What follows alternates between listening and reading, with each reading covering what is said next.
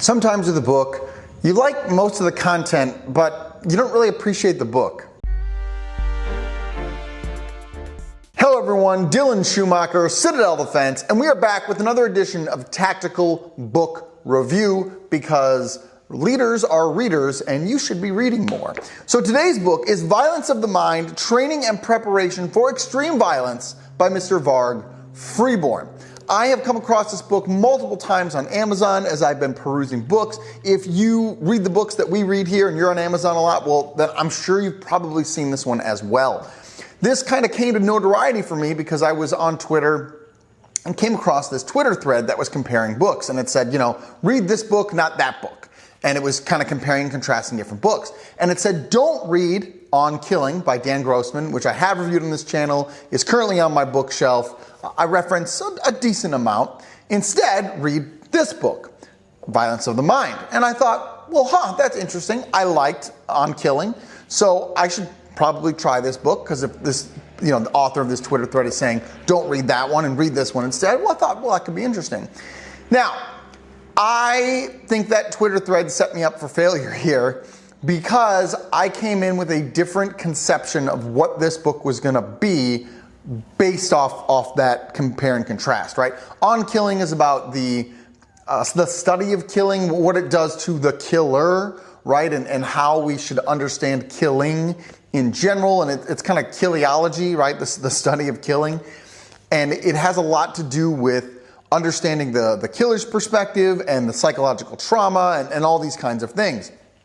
And so I thought that this book would be more in that vein on killeology, and I was excited to read more about that because I think it's an interesting topic. However, that's not really what this book is about.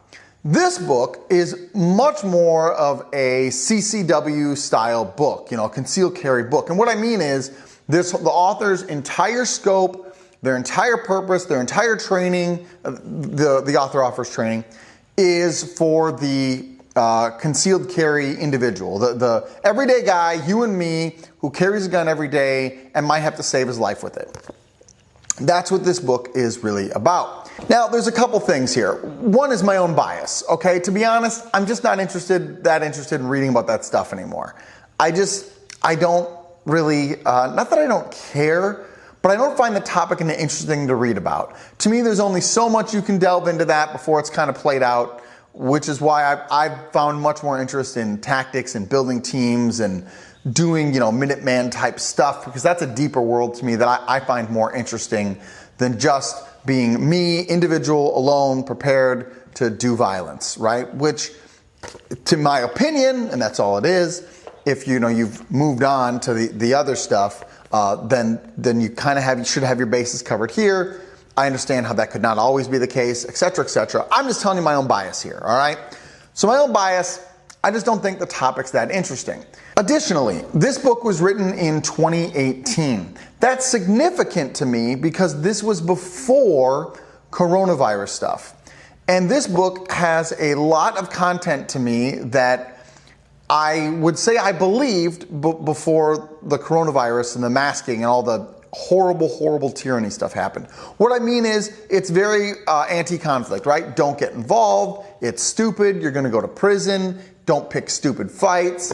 Like, just, basically keep your head down, talk softly and carry a big stick kind of philosophy, which in general I think I agree with, right? I don't go out and pick random fights. I don't try to start trouble. I'm not here to cause an issue, right? So I think in principle, I agree. And I think if I were ever to sit down with Mr. Varg Freeborn and talk to him and I would have a significant degree of overlap. That being said, I'm not the biggest fan of how this book is presented.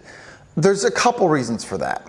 One, I think it took me a while, maybe like half the book, to realize I don't think he's talking to me. I think he's talking to people who realize, hey, or who think, hey, I'm here to defend my life and I'm going to stand my ground and I'm going to, just shoot him when I see him. And it's like, oh, hold on. Like, you can't just shoot anybody. Just, you can't shoot on sight. Like, that's not a thing. So I think he's talking to that person, the person who likes to talk shit and thinks they know what they're doing. And he's here to slap them down and say, hey, you don't know anything. you're going to get yourself killed or end up in prison, which is just as bad. Stop being a retard. Like, I think that's his point. And in that vein, I'm like, yeah, I mean, amen, preach, man. Like, okay, I mean, that his target audience is kind of the the retard, the person who wants to talk a lot of things and say things online, and we don't call 911 and things like that, right? And I think there's a place and a need for that to be done. That being said, I'm not that guy. And as I read this book, I felt, trying to think of how to phrase it here. I felt that it wasn't the most helpful living in a post-COVID world. And I guess what I mean by that is there are that intermediate steps of, I'm not even going to say violence, but intermediate steps of confrontation that I think are more important now, right? So maybe, I don't know, but maybe his opinions on some of these things would change, or maybe he'd just say, no, you don't understand what I'm saying. I'm not saying to avoid all confrontation. I'm just saying don't be a retard. In which case, I think that's a fair point, right?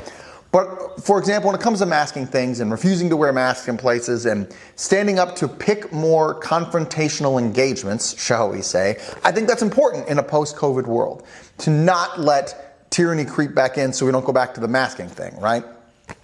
So that's kind of my broader like life outlook, political philosophy, understanding of the world, and if you give tyrants an inch, they take a mile kind of thing.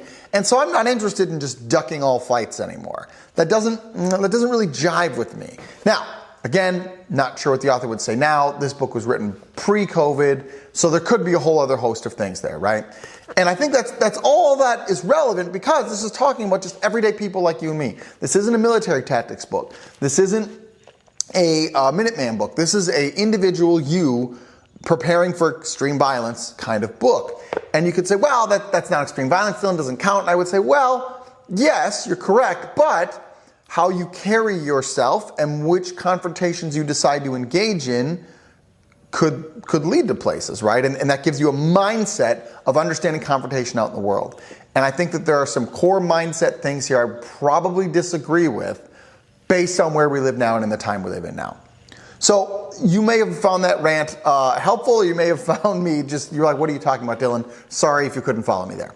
One of the things I did not really enjoy is that the author spent some time in prison. He talks about it in the book and why he went to prison and whatever. You can read the book if you're interested. But he brings it up a lot. And I think what he suffered from here is a lack of some brutal editing. He does say in the introduction, like, any of the editing mistakes are mine, not the editor, because I probably insisted they be kept in. I think he could have done with some more brutal editing. At points, this book felt like he had written some things over time and then just compiled them into a book. And the problem with that is then he repeats the same story a couple times. He's mentioned multiple times how he's a wolf, he grew up with wolves, he was in prison with wolves, he understands them, you don't, you're going to get chewed up, stop being stupid. And I thought that was interesting. One, I'm just like, all right, I get it. Like, you can mention it once, maybe 2 or 3 times, and then like, hey man, lay off. But it seemed to be almost in every chapter he's belaboring the point. And when books get repetitive, I get bored. So I wasn't the biggest fan of that. The other thing is, I did some research after the fact because I was curious. And in the average U.S. adult population, something like 1% to 2% of people are true psychopaths, right? In the federal prison system, where he spent time, the numbers are closer to 25%. They don't have hard data. These are kind of guesstimates, whatever. But I thought, oh, that explains it to me. Like, he spent time in federal prison around a lot of, 1 in 4 true psychopaths. And so that's really been formative, and he was a young man when he was there, so it's really been formative on his worldview and understanding for like the truly dark, evil psychopath people who are there to manipulate and lie and take from you with extreme violence when they can, because they can. And that's what this book is written, is against those people, even though they're a very small percentage in the everyday population, right? So I felt like the kind of numbers were a little bit out of whack. Am I likely to encounter a psychopath as a everyday middle-class American? Probably not. Again, 1% to 2% of the population.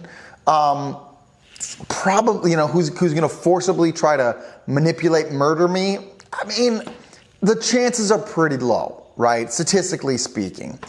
I'm more likely to, have someone who's like a resource crime, right? They want to steal my car or my wallet or whatever. Like, that's more likely. Those kinds of crimes are higher. So I thought it was kind of out of whack of like, we're preparing for this infinitesimally small thing, or at least that's what we're majoring on, when all these other things are probably a higher likelihood. Now you could say, well, Dylan, none of that matters anyway. The statistical likelihood of you ever having to use your gun to defend yourself is super small anyway, so why even talk about any of it at all, Dylan, you moron? That's fair, I understand. I'm just saying, I think that we could not belabor the point so much and act like all crime is the psychopaths. That's kind of the impression I felt like I got from this book, which I just, again, statistically, I have a hard time coming around to. The other thing is, I looked up the average IQ rates of people in federal prison because, he talks about all their manipulating and they're always after you. I believe him. I've never been to prison. He has. But the IQ rates in general are much lower in prison, right? I think the average IQ rate I looked up was like 85. Maybe it was 95. It wasn't very high though, okay? And I thought, yeah, that checks out, right? So, are there some truly intelligent, true psychopath people in the world? Yeah, of course, obviously. But that's not the majority, right? So those were kind of my issues. I do think if you're interested in concealed carry stuff, or you've never read anything on concealed carry stuff, or you just want to know more about maybe how the true psychopath prison people think, then this might be a good book for you. This would have some points. There's nothing in here that's like technique, right? He doesn't talk about a draw stroke, or it's all kind of general philosophical stuff. The way he talks about training, I really appreciate when he talks about, principles first training, and it's not just about doing drills. We're always going to take a step to reload the gun. He's like, well, that's stupid. What is that actually teaching you? Like, you need to be able to think and solve problems. That's what fighting is about. And that I wholeheartedly agree. There's just a lot of parts in here where I just wrote question marks, where things like I didn't necessarily agree with. He quotes John Chapman a couple times, and I like John Chapman, so that was cool. There are some places where, again, I wrote agree. I'm just looking through here. There are also just a lot of places where I just wrote question marks. And when I write question marks in books, I'm like, WTF does that mean? Like, what are you talking about here? So it's kind of a mixed bag for me for this book. Easy read. It's only like 200 and some pages. It's not too bad. Yeah, it's just over 200 pages. And I wouldn't necessarily recommend it, again, unless you fit into those caveats, or you're a stupid person who thinks they should get in all the fights they should get in. Then maybe this book is for you. But I just didn't find the content that interesting, and I was hoping for more Kiliology stuff, and this just isn't that. So I hope that's helpful. Hope that gives you an idea what this book is about, if it might be a good fit for you. If you do want to pick it up, I'll have an Amazon affiliate link down below. This has been The Violence of Mind, Training and Preparation for Extreme Violence by Varg Freeborn. Do brave deeds and endure.